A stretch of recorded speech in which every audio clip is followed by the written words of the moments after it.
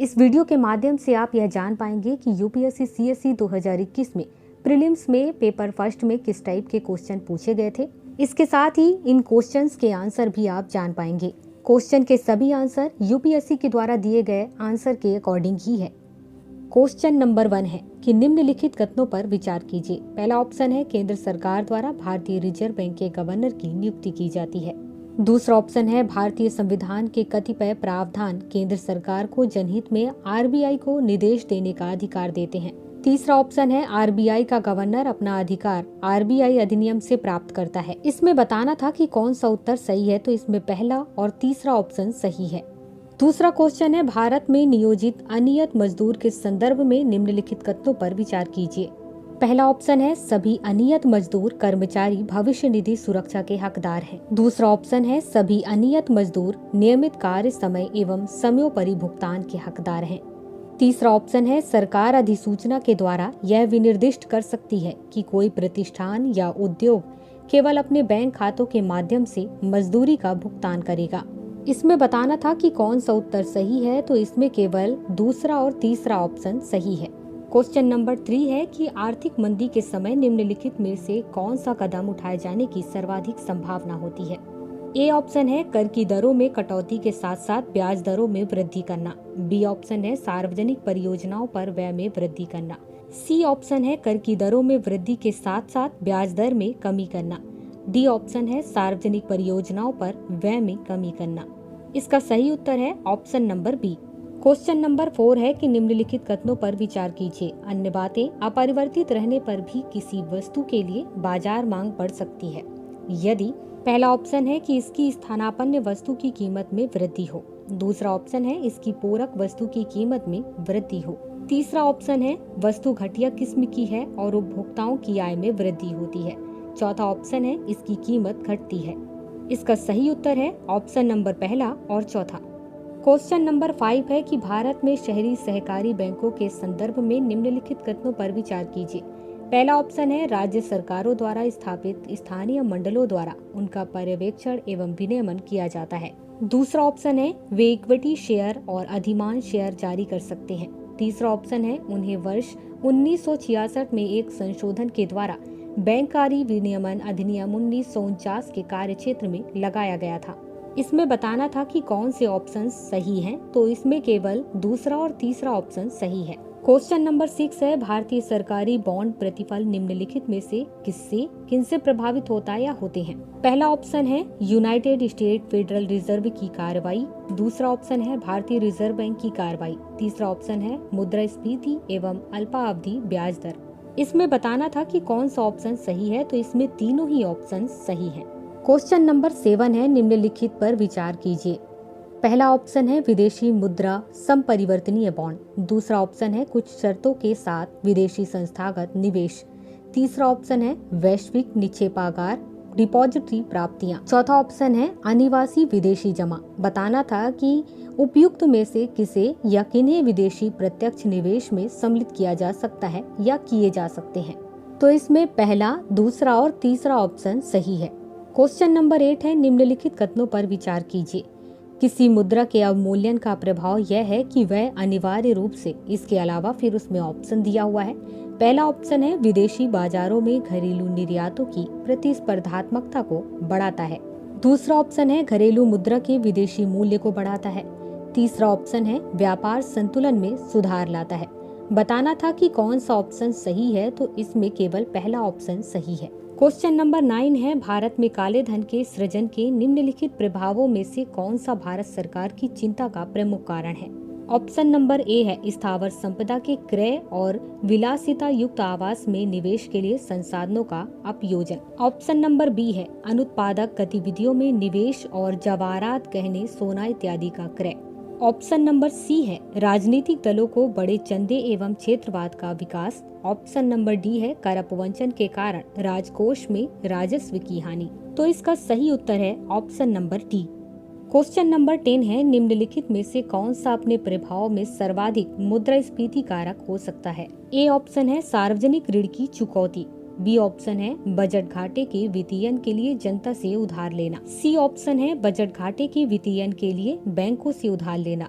D option है budget घाटे के वित्तीयन के लिए नई मुद्रा का सृजन करना। तो इसका सही उत्तर है ऑप्शन नंबर डी।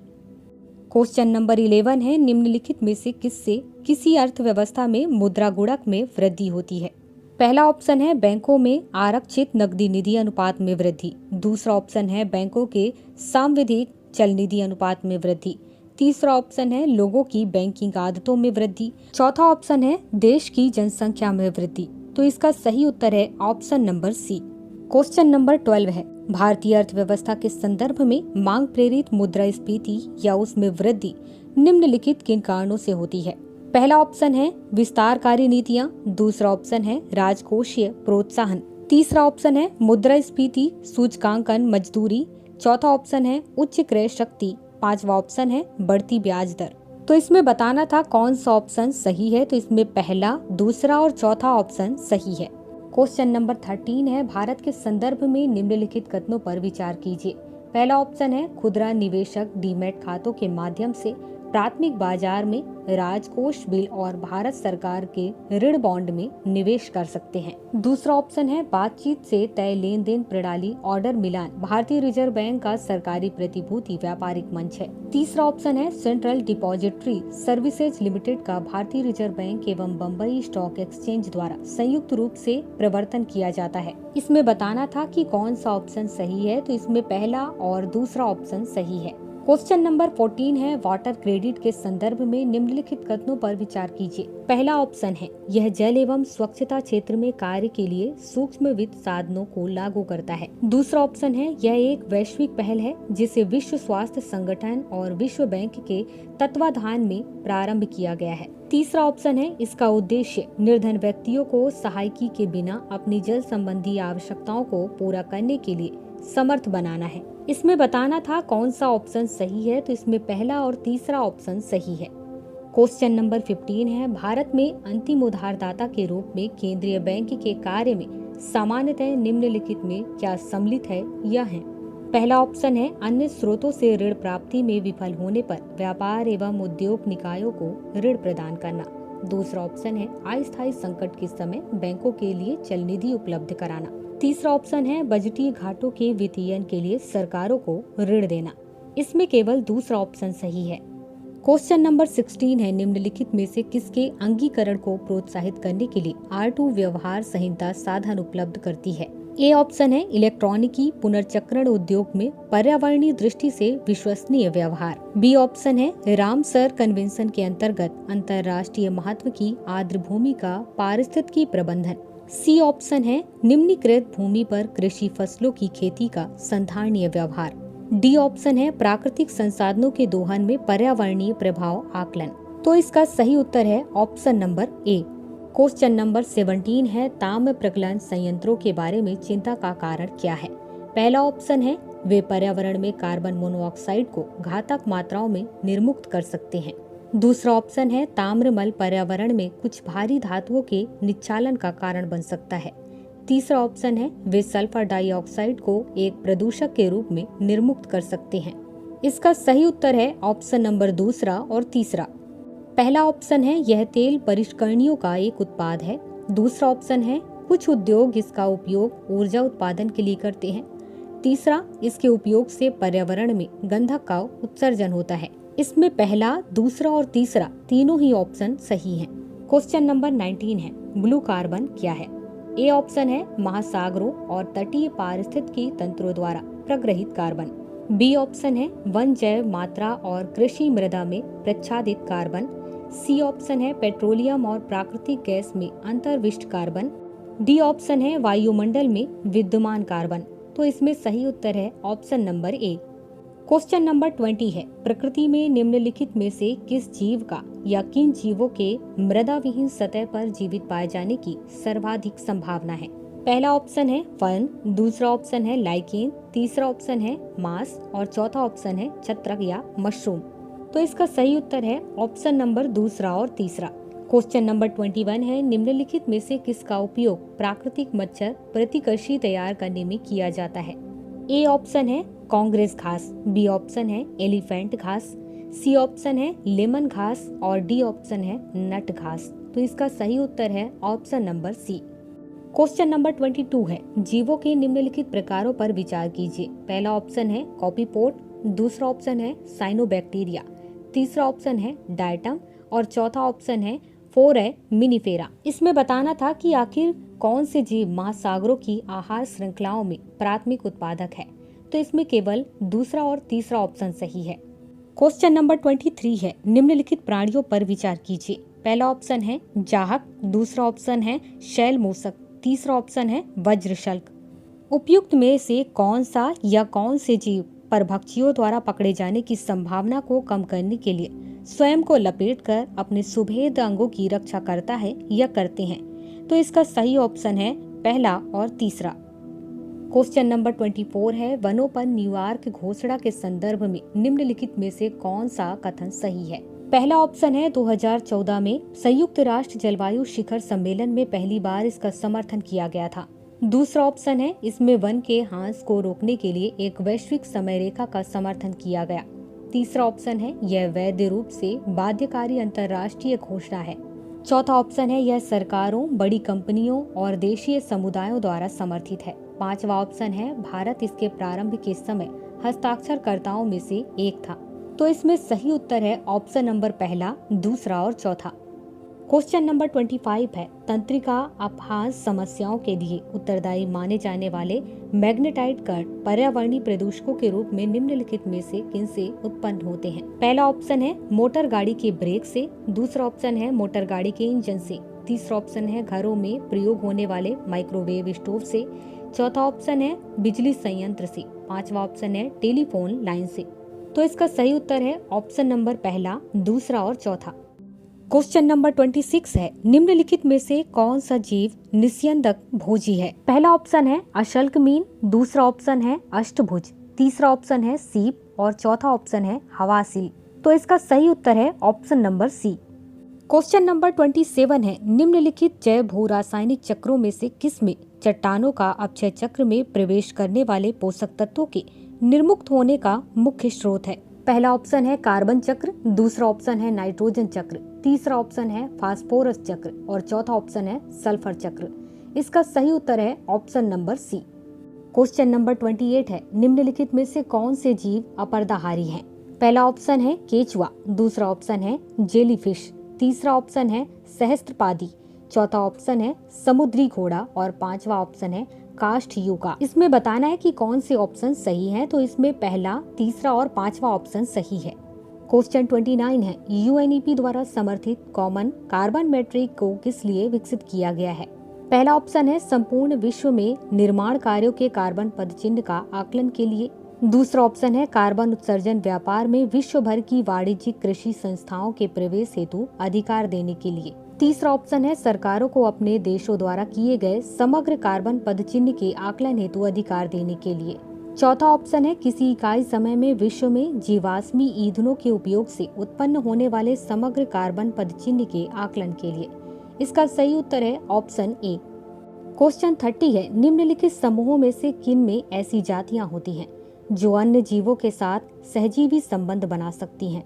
पहला ऑप्शन है नाइडेरिया, दूसरा ऑप्शन है कवक या फंजाई, तीसरा ऑप्शन है आदि जंतु। इसमें बताना था कौन सा उत्तर सही है, तो इसमें पहला, दूसरा और तीसरा तीनों ही ऑप्शन सही है। क्वेश्चन 31 है, मुरैना के समीप स्थित 64 योगिनी मंदिर के संदर्भ में निम्नलिखित कथनों पर विचार कीजिए। पहला ऑप्शन है यह कच्छप घात राजवंश के शासनकाल में निर्मित एक वृत्ताकार मंदिर है, दूसरा ऑप्शन है यह भारत में निर्मित एकमात्र वृत्ताकार मंदिर है, तीसरा ऑप्शन है इसका उद्देश्य इस क्षेत्र में वैष्णव पूजा पद्धति को प्रोत्साहन देना था, चौथा ऑप्शन है इसके डिजाइन से यह लोकप्रिय धारणा बनी कि यह भारतीय संसद भवन के लिए प्रेरणा स्रोत रहा था। इसमें केवल पहला और चौथा ऑप्शन सही है। क्वेश्चन 32 है, निम्नलिखित में से कौन सा प्राचीन नगर अपने उन्नत जल संचयन और प्रबंधन प्रणाली के लिए सुप्रसिद्ध है, जहां बांधों की श्रृंखला का निर्माण किया गया था और संबद्ध जलाशयों में नहर के माध्यम से जल को प्रवाहित किया जाता था। पहला ऑप्शन है धौलावीरा, दूसरा ऑप्शन है कालीबंगा, तीसरा ऑप्शन है राखीगढ़ी और चौथा ऑप्शन है रोपड़। इसका सही उत्तर है ऑप्शन ए। क्वेश्चन 33 है 17वीं शताब्दी के पहले चतुर्थांश में निम्नलिखित में से कहाँ इंग्लिश ईस्ट इंडिया कंपनी का कारखाना या के कारखाने स्थित था या थे। पहला ऑप्शन है भरूच, दूसरा ऑप्शन है चिकागोल और तीसरा ऑप्शन है त्रिचिनोपोली। इसमें केवल पहला ऑप्शन सही है। क्वेश्चन 34 है गुप्त वंश के पतन से लेकर आरंभिक 7वीं शताब्दी में हर्षवर्धन के उत्थान तक उत्तर भारत में निम्नलिखित में से किन राज्यों का शासन था। पहला ऑप्शन है मगध के गुप्त, दूसरा ऑप्शन है मालवा के परमार, तीसरा ऑप्शन है थानेसर के पुष्यभूति, चौथा ऑप्शन है कन्नौज के मौखरी, पांचवा ऑप्शन है देवगिरी के यादव, छठवां ऑप्शन है वल्लभी के मैत्रक। तो इसमें पहला, तीसरा, चौथा और छठवां ऑप्शन सही है। क्वेश्चन 35 है पुर्तगाली लेखक नूनीज के अनुसार विजयनगर साम्राज्य में महिलाएं निम्नलिखित में से किन क्षेत्रों में निपुण थीं। पहला कुश्ती, दूसरा ज्योतिष शास्त्र, तीसरा लेखाकरण, चौथा भविष्यवाणी। इसमें सही उत्तर कौन सा है यह बताना था, तो इसमें चारों ऑप्शन सही हैं। क्वेश्चन 36 है आंध्र प्रदेश में मदनपल्ली के संदर्भ में निम्नलिखित में से कौन सा कथन सही है। पहला ऑप्शन है पिंगली वेंकैया ने यहाँ भारतीय राष्ट्रीय ध्वज तिरंगे का डिजाइन किया, दूसरा ऑप्शन है पट्टाभी सीतारामैया ने यहाँ से आंध्र प्रदेश में भारत छोड़ो आंदोलन का नेतृत्व किया, तीसरा ऑप्शन है रविंद्रनाथ टैगोर ने यहाँ राष्ट्रगान का बांग्ला से अंग्रेजी में अनुवाद किया, चौथा ऑप्शन है मैडम ब्लावात्स्की तथा कर्नल ऑलकॉट ने सबसे पहले यहाँ थियोसोफिकल सोसाइटी का मुख्यालय स्थापित किया। इसका सही उत्तर है ऑप्शन नंबर सी। क्वेश्चन 37 है निम्नलिखित युग्मों पर विचार कीजिए। एक ओर ऐतिहासिक स्थान दिया हुआ है तो दूसरी ओर उसकी ख्याति का कारण। पहला ऑप्शन है बुर्ज होम, शैलकृत, जैव मंदिर, दूसरा ऑप्शन है चंद्रकेतुगढ़, टेराकोट कला और तीसरा ऑप्शन है गणेश्वर ताम्र कलाकृतियाँ। इसमें बताना था कि कौन सा सही सुमेलित है, तो इसमें केवल दूसरा और तीसरा ऑप्शन सही है। क्वेश्चन 38 है निम्नलिखित कथनों पर विचार कीजिए। पहला ऑप्शन है इल्तुतमिश के शासनकाल में चंगेज खान भगोड़े ख्वारिजम युवराज की खोज में सिंधु नदी तक पहुंचा था, दूसरा ऑप्शन है मोहम्मद बिन तुगलक के शासनकाल में तैमूर ने मुल्तान पर अधिकार किया था और सिंधु नदी पार की थी, तीसरा ऑप्शन है विजयनगर साम्राज्य के देवराय द्वितीय के शासनकाल में वास्को द गामा केरल के तट पर पहुंचा था। इसमें बताना था कौन सा सही है, तो इसमें केवल पहला ऑप्शन सही है। क्वेश्चन 39 है निम्नलिखित कथनों पर विचार कीजिए। पहला ऑप्शन है संत फ्रांसीसी जेवियर जेसुइट संघ के संस्थापक सदस्यों में से एक थे, दूसरा ऑप्शन है संत फ्रांसीसी जेवियर की मृत्यु गोवा में हुई तथा यहाँ उन्हें समर्पित एक गिरजाघर है, तीसरा ऑप्शन है गोवा में प्रति वर्ष संत फ्रांसीसी जेवियर के भोज का अनुष्ठान किया जाता है। इसमें बताना था कि कौन सा उत्तर सही है, तो इसमें पहला और तीसरा ऑप्शन सही है। क्वेश्चन नंबर 40 है प्राचीन भारत के इतिहास के संदर्भ में निम्नलिखित कथनों में से कौन सा सही है या सही है। पहला ऑप्शन है मिताक्षरा ऊंची जाति की सिविल विधि थी और दाय भाग निम्न जाति की सिविल विधि थी, दूसरा ऑप्शन है मिताक्षरा व्यवस्था में पुत्र अपने पिता के जीवन काल में ही संपत्ति पर अधिकार का दावा कर सकते थे, जबकि दाय भाग व्यवस्था में पिता की मृत्यु के उपरांत ही पुत्र संपत्ति पर अधिकार का दावा कर सकते थे, तीसरा ऑप्शन है मिताक्षरा व्यवस्था किसी परिवार के केवल पुरुष सदस्यों के संपत्ति संबंधी मामलों पर विचार करती है, जबकि दाय भाग व्यवस्था किसी परिवार के पुरुष एवं महिला सदस्यों दोनों के संपत्ति मामलों पर विचार करती है। इसमें बताना था कौन सा उत्तर सही है, तो इसमें केवल दूसरा ऑप्शन सही है। क्वेश्चन 41 है प्राचीन भारत के इतिहास के संदर्भ में भवभूति, हस्तिमल्ल तथा सोमेश्वर क्यों प्रसिद्ध थे। पहला ऑप्शन है जैन साधु, दूसरा ऑप्शन है नाटककार, तीसरा ऑप्शन है मंदिर वास्तुकार और चौथा ऑप्शन है दार्शनिक। इसका सही उत्तर है ऑप्शन बी। 42 क्वेश्चन है कि निम्नलिखित कथनों पर विचार कीजिए। पहला ऑप्शन है 1919 के मॉन्टेग्यू चेम्सफोर्ड सुधारों में 21 वर्ष से अधिक आयु के सभी महिलाओं के लिए मताधिकार की संस्तुति की गई, दूसरा ऑप्शन है 1935 के गवर्नमेंट ऑफ इंडिया एक्ट में विधानमंडल में महिलाओं के लिए आरक्षित स्थानों का प्रावधान किया गया। इसमें बताना था कौन सा उत्तर सही है, तो इसमें केवल दूसरा ऑप्शन सही है। क्वेश्चन 43 है भारतीय इतिहास में 8 अगस्त 1942 के संदर्भ में निम्नलिखित कथनों में कौन सा सही है। पहला ऑप्शन है AEICC द्वारा भारत छोड़ो प्रस्ताव अंगीकार किया गया, दूसरा ऑप्शन है वायसराय की एग्जीक्यूटिव काउंसिल का विस्तार अधिक संख्या में भारतीयों को सम्मिलित करने के लिए किया गया, तीसरा ऑप्शन है 7 प्रांतों में कांग्रेस मंत्रिमंडलों ने त्याग पत्र दिया, चौथा ऑप्शन है क्रिप्स ने प्रस्ताव रखा कि द्वितीय विश्व युद्ध समाप्त होते ही संपूर्ण डोमिनियन स्टेटस वाले भारतीय संघ की स्थापना की जाएगी। इसका सही उत्तर है ऑप्शन नंबर ए। क्वेश्चन 44 है, इनमें से कौन अंग्रेजी में अनुदित प्राचीन भारतीय धार्मिक गीति काव्य सॉन्ग्स फ्रॉम प्रिजन से संबद्ध है? पहला ऑप्शन है बाल गंगाधर तिलक, दूसरा ऑप्शन है जवाहरलाल नेहरू, तीसरा ऑप्शन है मोहनदास करमचंद गांधी, चौथा ऑप्शन है सरोजनी नायडू। इसमें सही उत्तर है ऑप्शन नंबर सी। क्वेश्चन 45 है, मध्यकालीन भारत के संदर्भ में निम्नलिखित में से कौन सा आकार की दृष्टि से आरोही क्रम में सही अनुक्रम है? पहला ऑप्शन है परगना सरकार सूबा, दूसरा ऑप्शन है सरकार परगना सूबा, तीसरा ऑप्शन है सूबा सरकार परगना और चौथा ऑप्शन है परगना सूबा सरकार। इसका सही उत्तर है ऑप्शन ए। क्वेश्चन 46 है, इनमें से कौन सेक्रेटरी के रूप में हिंदू फीमेल स्कूल से संबंधित थे या थी, जो बाद में बेंथ्यून फीमेल स्कूल के नाम से जाना जाने लगा? पहला ऑप्शन है एनी बेसेंट, दूसरा ऑप्शन है देवेंद्रनाथ टैगोर, तीसरा ऑप्शन है ईश्वरचंद विद्यासागर, चौथा ऑप्शन है सरोजनी नायडू। इसका सही उत्तर है ऑप्शन सी। क्वेश्चन 47 है, औपनिवेशिक भारत के संदर्भ में शाह नवाज खान, प्रेम कुमार सहगल और गुरुबख्श सिंह ढिल्लो याद किए जाते हैं। पहला ऑप्शन है स्वदेशी और बहिष्कार आंदोलन के नेता के रूप में, दूसरा ऑप्शन है 1946 की अंतरिम सरकार के सदस्य के रूप में, तीसरा ऑप्शन है संविधान सभा में प्रारूप समिति के सदस्यों के रूप में और चौथा ऑप्शन है आजाद हिंद फौज के अधिकारियों के रूप में। इसका सही उत्तर है ऑप्शन डी। क्वेश्चन 48 है, भारतीय इतिहास के संदर्भ में निम्नलिखित कथनों में से कौन सा या कौन से सही हैं? पहला ऑप्शन है हैदराबाद राज्य से आरकोट की निजामत का उदय हुआ, दूसरा ऑप्शन है विजयनगर साम्राज्य से मैसूर राज्य का उदय हुआ, तीसरा ऑप्शन है रुहेलखंड राज्य का गठन अहमद शाह दुर्रानी द्वारा अधिकृत राज्य क्षेत्र में से हुआ। इसमें बताना था कौन सा उत्तर सही है, तो इसमें केवल दूसरा ऑप्शन सही है।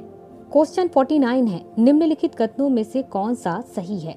पहला ऑप्शन है अजंता गुफाएं बागोरा नदी की घाटी में स्थित है, दूसरा ऑप्शन है सांची स्तूप चंबल नदी की घाटी में स्थित है, तीसरा ऑप्शन है पांडुलेड़ा गुफा देव मंदिर नर्मदा नदी की घाटी में स्थित है, चौथा ऑप्शन है अमरावती स्तूप गोदावरी नदी की घाटी में स्थित है। इसका सही उत्तर है ऑप्शन ए। क्वेश्चन 50 है, निम्नलिखित कथनों पर विचार कीजिए। पहला ऑप्शन है यूनिसेफ द्वारा 21 फरवरी को अंतर्राष्ट्रीय मातृभाषा दिवस घोषित किया गया, दूसरा ऑप्शन है पाकिस्तान की संविधान सभा में यह मांग रखी गई कि राष्ट्रभाषाओं में बांग्ला को भी सम्मिलित किया जाए। इसमें बताना था कौन सा उत्तर सही है, तो इसमें केवल दूसरा ऑप्शन सही है। क्वेश्चन नंबर 51 से 100 तक के सभी के आंसर नेक्स्ट वीडियो में दिया जाएगा। उसका लिंक इस वीडियो के डिस्क्रिप्शन बॉक्स में वीडियो बनने के बाद जोड़ दिया जाएगा।